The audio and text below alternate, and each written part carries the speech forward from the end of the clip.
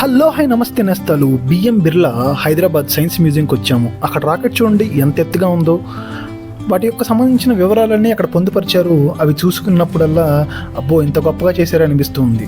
ఆ elephant carvings అవన్నీ చూసినప్పుడు భలే గమ్మత్తుగా అనిపించింది. అలాగే ఆ శిలాశాసనాలు కూడా.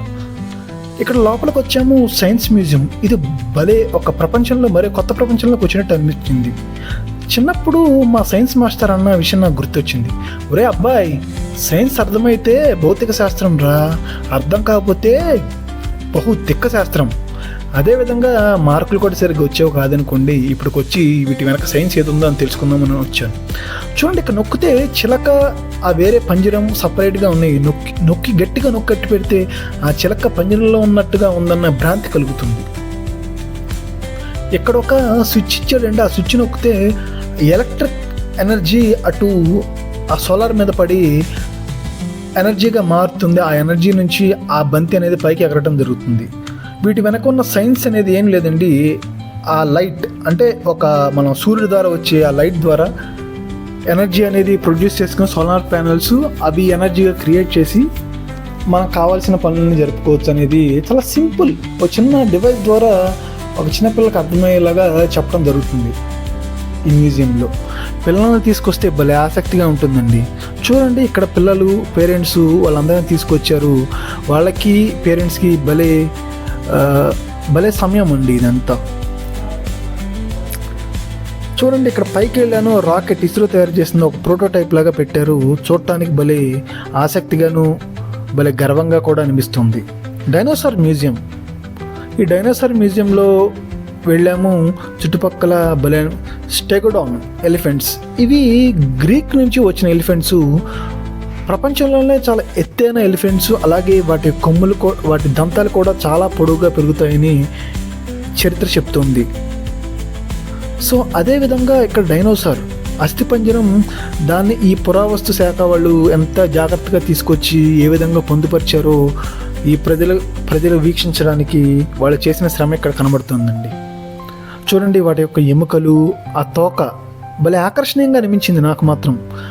అలాగే వాటి యొక్క ఫ్యామిలీ, అవి ఎవాల్వ్ అయిన తీరు, ప్రతిదీ అర్థమయ్యే విధంగా పోస్టర్స్ రూపంలో, డయాగ్రామ్స్ రూపంలో అక్కడ పొందుపరిచారు.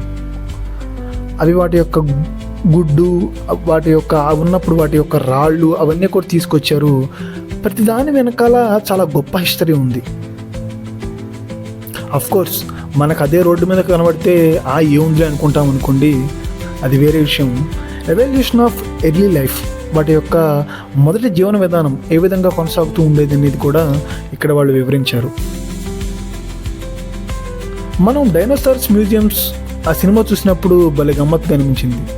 ఇక్కడ చూసారా యాంటీ గ్రావిటిక్ క్రోన్. మనం దాన్ని కిందకు తోసినప్పుడు కూడా అది మళ్ళీ తిరిగి మన వైపే వస్తుంది. అది ఎలా వస్తుంది, ఎందుకు వస్తుంది అని తెలియడానికి అక్కడ సైన్స్లో దాని యొక్క షేప్ అనేది ప్రముఖ పాత్ర వహిస్తుంది. సో చూడండి, ఇక్కడ తను తోసాడు, మళ్ళీ తిరిగి రివర్స్లో మళ్ళీ అది మన వైపే వస్తుంది. దాని వెనకాల ఉన్న సైన్స్ అనేది ఇక్కడ చెప్తుంది జరుగుతుంది. పక్కన ఉన్న పోస్టర్లో మీరు కావాలంటే పాజ్ చేసుకొని చూడొచ్చు. సో జిమ్కి అలాగే వెళ్ళలేదు కదా, సరే కదా బైసెప్స్ కొంచెం ట్రై చేద్దామని అక్కడ ఒక గ్యాడ్జెట్, ఒక చిన్న పరికరం లాగా ఉంటే దాని మీద ట్రై చేశా. బైసెప్స్ సరగలేదు కానీ చేతులు నొప్పులు మాత్రం గట్టిగా వచ్చాయి. అబ్బా, ఇక్కడ చూడండి, మనం అది నొక్కినప్పుడు గాలి ద్వారా ఆ బెలూన్ అనేది పైకి ఎగురుతుంది. నొక్కా ఎందుకో మనసులో దాగున్న చిన్నపిల్లాడు బయటకు వచ్చాడు. ప్రతి మనిషిలో ఉంటాడండి, కానీ ఈ సమాజం, ఈ వర్క్, ఈవెంట్ ద్వారా వాడిని చిన్నగా బడ్జెట్ పెట్టి బెడ్రూమ్లో పెట్టేస్తాం. తీసుకురావాలండి బయటకు అప్పుడప్పుడు. వాడికి కూడా అరే అబ్బాయి సంతోషం అంటే ఇది అని చూపించాలి. అప్పుడే వాడు హ్యాపీ, మనము హ్యాపీ. ఇక్కడ చూడండి, కంప్యూటర్స్ వాటి జనరేషన్స్ ప్రకారం ఏ విధంగా ఉంటాయి అనేది కూడా వివరంగా చెప్తున్నాడు. Generation 1, generation 2, generation 3.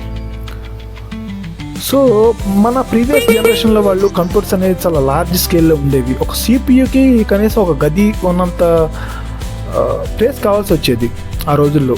చూడండి, వాటి ప్రోటోటైప్ ఇక్కడ పెట్టాడు. అవి పనిచేయట్లేదు కానీ తుప్పెక్కిపోయినాయి. మనకు చూడటానికి సౌలభ్యంగానే ఉన్నాయనుకోండి. ఇది చూడండి, ఫోటో ఫోటోగ్రఫీ ప్రోటోటైప్. సుమారుగా 15 నుంచి 20 అడుగులు పొడవు ఉందండి ఇది. ఇప్పుడు అనుకోండి, జేబులోంచి ఫటాఫట్ అని ఫోన్ తీయడం, ఫటాఫట్ అని వీడియో రికార్డ్ చేయడం, ఫటాఫట్ అని తోసేయడమే. ఫటాఫట్ ఏదైనా సరే, ఫోటో అయినా అది వీడియో అయినా ఏదైనా సరే. కానీ ఆ రోజుల్లో ఒక ఫోటో తీయడానికి ఒక చిన్న సైజు యుద్ధమే. ఇక్కడ నిలబడేవాడు ఫోటోగ్రాఫర్, ఆ ఫోటోగ్రాఫర్ నిలబడి అక్కడ బాబు రైట్, బాబు లెఫ్ట్ అని చెప్తూ ఉండేవాడు. అతను అట్టా తిరిగేవాడు. ఆ టూల్స్ అన్నిటిని ఉపయోగించి ఫోటో కష్టంగా, మనసులో మాత్రం తీయాలని ఇష్టంగా తీసేసేవాడు. ఇవ్వాల్సిన వాళ్ళకి డెలివరీ ఇచ్చేసేవాడు. చూడండి, వాటి వెనక బ్లాక్ క్లాత్ ఉంది, అదంతా ఉంది. చూడండి ఇక్కడ నుంచి ఎంత బాగుందో చూడండి. ఆ బ్లాక్ క్లాత్ ద్వారా లైట్ అనేది బయటకు ట్రాన్స్మిట్ అవ్వకుండా దాన్ని అదే విధంగా క్వాలిటీగా మనకి అందజేస్తుంది. మనిషిని ఇక్కడ నిలబెట్టేవాళ్ళు సుమారుగా. సో వాటికి సంబంధించిన ఎవాల్వ్ ఎలా అయింది అనేది హిస్టరీ కూడా ఇక్కడ ఒక పోస్టర్ రూపంలో మనకి ఈ మ్యూజియం వారు అందజేస్తున్నారు. బాగుంది. మనిషి లోపల ఏముంటుంది? అరే బాబో, ఈ స్కెల్టన్ అండి. సరే, మళ్ళీ వచ్చా ఇలా MP3 ప్లేయర్లోకి. ఇదివరకు చూడండి, మన తాతయ్యలు ముత్తాతలు వాడిన గ్రామ్ఫోన్. ఒక సీడీని నీట్గా భద్రపరిచి చక్కగా తుడిచి అందులో పెట్టి లలలా లలలా అని పాటలు వినేవాళ్ళు. మనమే ఉంది, ఫోన్కి ఛార్జింగ్ పెట్టామా, ఫుల్ అయిందా, అట్టి ఏదో మ్యూజిక్ యాప్ ఏదో ఉంటుంది కదా, అందులో టక్కన ఓపెన్ చేయడం, తన తంత తారలే లాలే అని పాటలు వినేయడమే. లలలా